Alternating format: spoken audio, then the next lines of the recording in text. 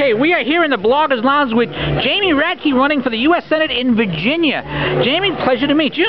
Thank you. Now, are you a previous state rep, or are you new to politics, or what's the situation? Tell me about yourself. I'm not new to politics. I graduated from college and came and worked at the U.S. Senate for the Senate Foreign Relations Committee and worked in the governor's office. I have a master's degree in public policy, and then I went into the real world of private sector business and IT and did that for a number of years. But the last 3 years have been the chairman of the Virginia Tea Party Federation. So you are a Tea Party candidate. I am, yes. Which that already bodes well for this conversation.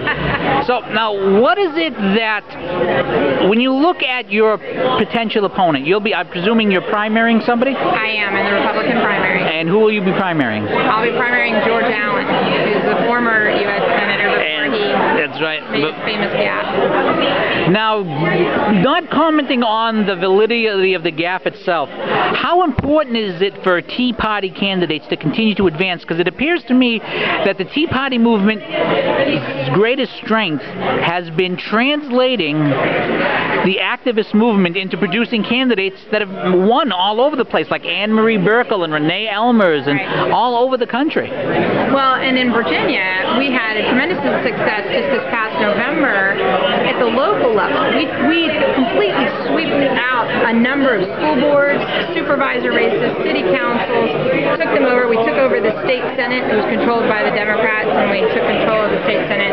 So we've done a lot of things at the local and the state level, so now it's important that we move to the federal level and put some conservative candidates into the U.S. Senate here in Virginia and not go back and re-elect people that created the mess that gave us Barack Obama. How important is it to have a candidate who has not been previously, I mean, let's face it, the media just cut George Allen up. Right. How important is it to have a candidate who hasn't had that destruction by the media on them in a new race? Well, I think it's important. I think if you look at the last 10 polls that have come out, head-to-head polls with George Allen and Tim Kaine, he's either tied or he's trailing.